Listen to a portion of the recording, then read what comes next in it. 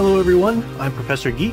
Welcome back to my channel, and today I'm going to review Superman and Santa Claus. This is DC Comics Presents number 67, and I've talked about this a little bit in my last few streams. I've teased the fact that we're going to look at this issue. This is a classic issue, just one of the glorious Superman stories, and I definitely recommend it if you can grab it in a long box or find it online somewhere. This was published in 1983.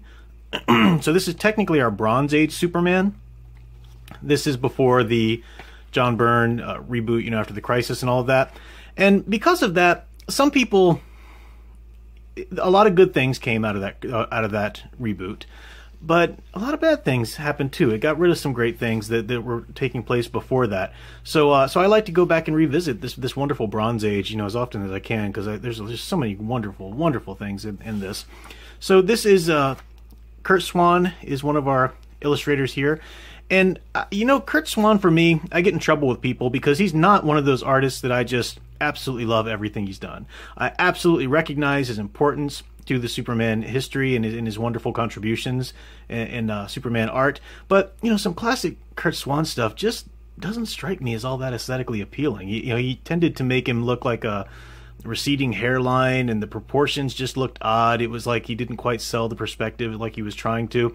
I know people are just hating me in the comments now for saying that, but that's just one area of his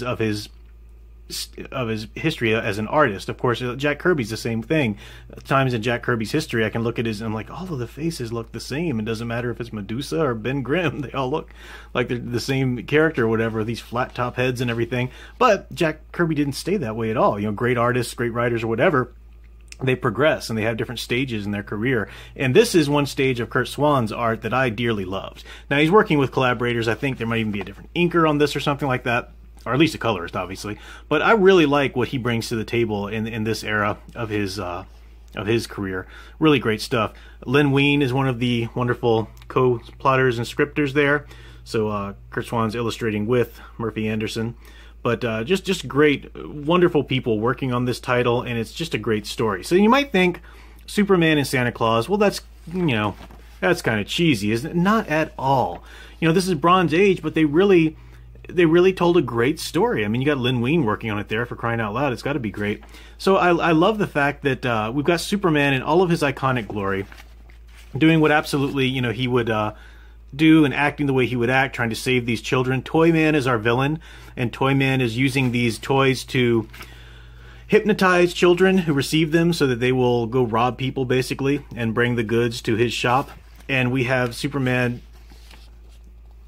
falling victim to something that these toys do, and it makes sense too, because Toyman is incorporated rays and pieces of a white dwarf star, the same kind of thing that the Atom uses in his costume or whatever to alter gravity and stuff like that. So that is yet another something that you can do. You can take outer space elements and forces like that. It doesn't just have to be that green kryptonite that people say, oh, Superman's too overpowered, you just have to use kryptonite in every story. I mean, he's fighting toys that Toyman has programmed with that white dwarf star later on in the story, and he's actually, it's a challenge. He's actually, it's a big deal. He really, is threatened by that. So you don't just have to use, kryptonite all the time.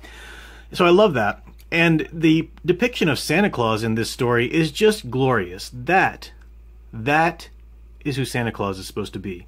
I absolutely hate with all my heart this nonsense soy sauce crap that people are trying to push nowadays in our society.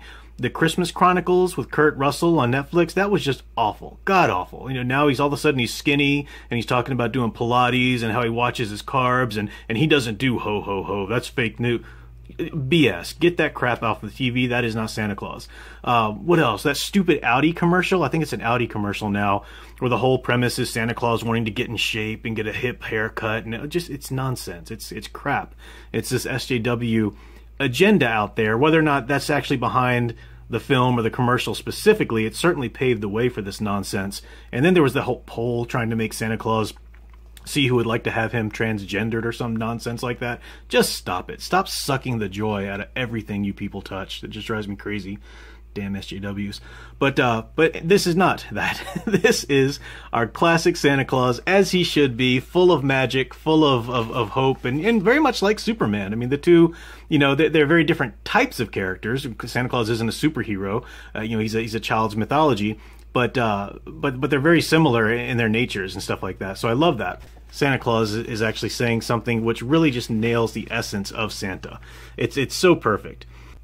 This little part here, Superman is affected by this beam again, and he falls, and he's caught in Santa's sleigh. And he says, "But my weight should have carried me clean through this sleigh." And Santa Claus says, "My sleigh was built to carry a far greater weight than yours, friend Superman, for it carries the hopes and dreams of a world full of children."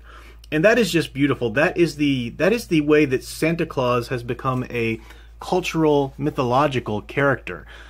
He's developed into that, and you can either attach it or detach it from the religious ties of the holiday, because it's very easy, and many people celebrate Christmas as a completely secular holiday today, but it's still loaded with the cultural significance and the mythological significance. So you have television specials, for example, talking all about love, hope, and selflessness, and family and togetherness, and they don't necessarily mention anything about Christianity, and so you can celebrate it as a completely secular holiday. And you know, I bring that up, you know, as a Catholic myself.